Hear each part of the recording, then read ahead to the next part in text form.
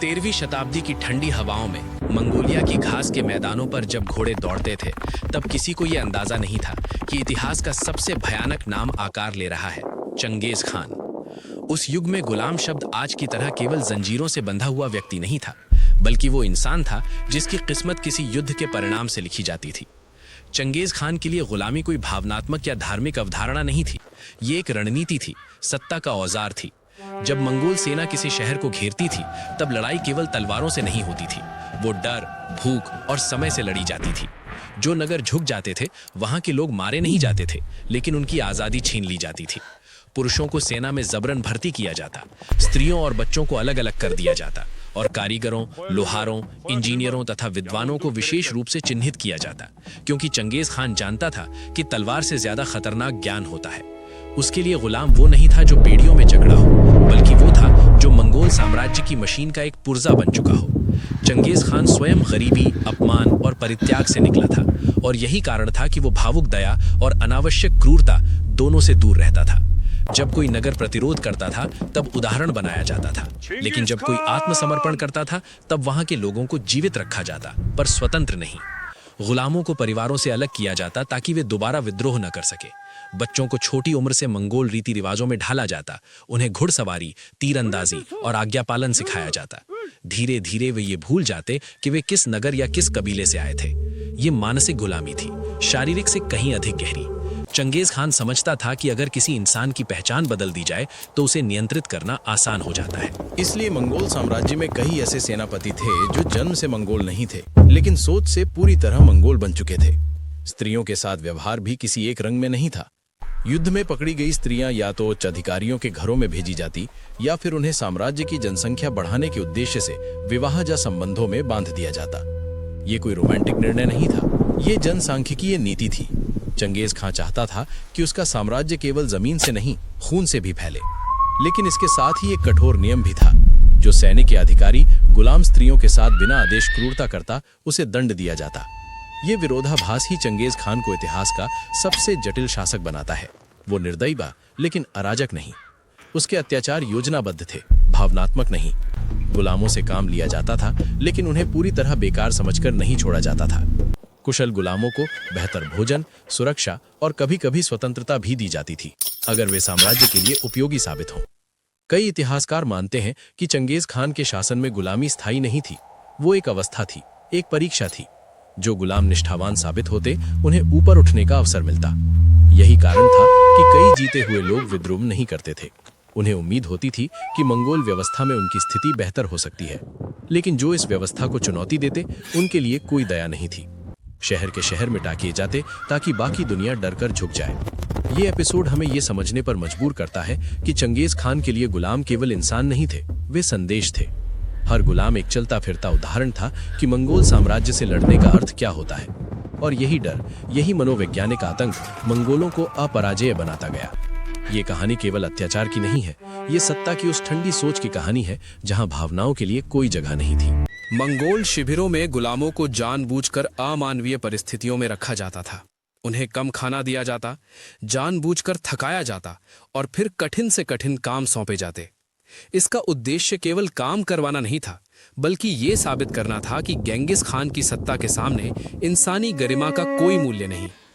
गुलामों को अक्सर खुले मैदानों में कड़ाके की ठंड या झुलसाती धूप में काम करने के लिए मजबूर किया जाता। जो गिरता, जो रुकता, वो वहीं मार दिया जाता, ताकि बाकी गुलामों के मन में डर जिंदा रहे। चंगेज खान की सबसे खतरनाक रणनीति ये थी कि वो गुलामों को ही गुलामों के खिलाफ खड़ा कर देता था। कई बार वो एक समूह को दूसरे समूह पर निगरानी रखने के लिए नियुक्त करता।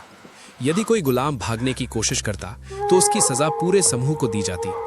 इससे गुलाम आपस में एक दूसरे के दुश्मन बन जाते और एकजुट होकर विद्रोह करने की संभावना अपने आप खत्म हो जाती।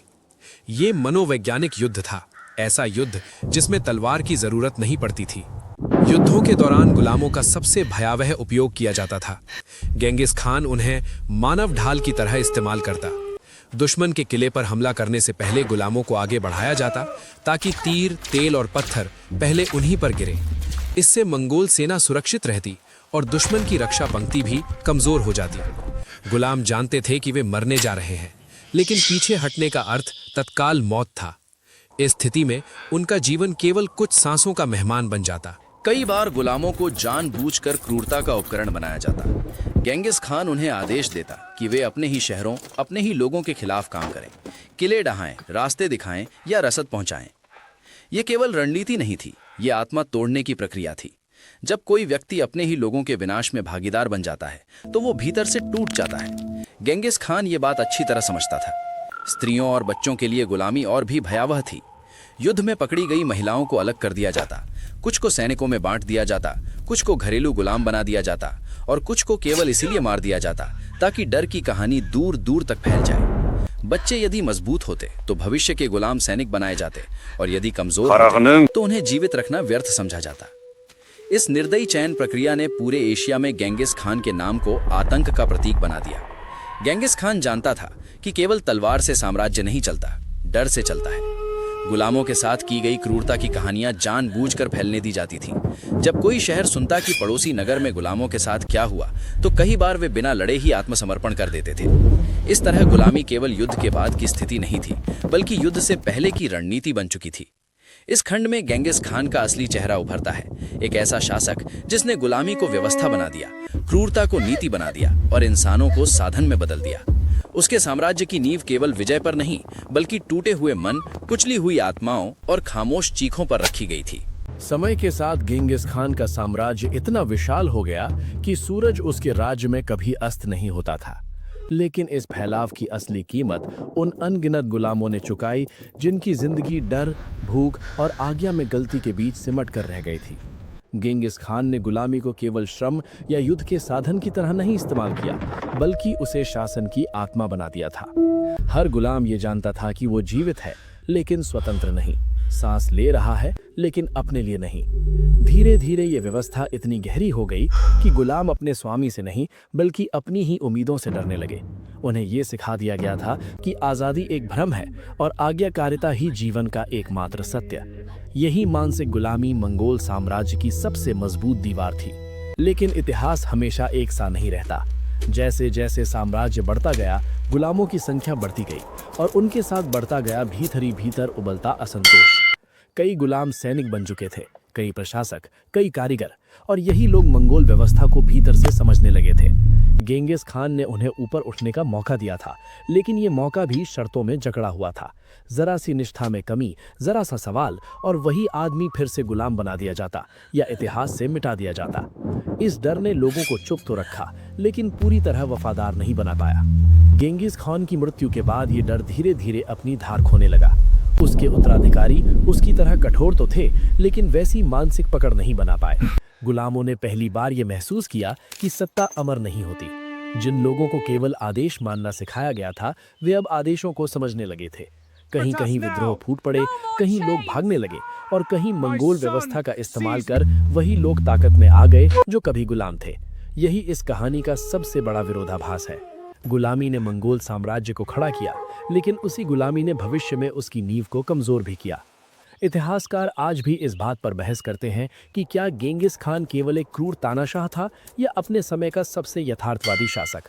लेकिन एक बात निर्विवाद है, उसके साम्राज्य की हर जीत के पीछे किसी गुलाम की टूटी हुई जिंदगी छिपी थी। ये कहानी हमें ये याद दिलाती है कि जो साम्राज्य डर पर खड़े होते हैं वे लंबे समय तक विशाल दिख सकते हैं, लेकिन भीतर से खोखले होते हैं।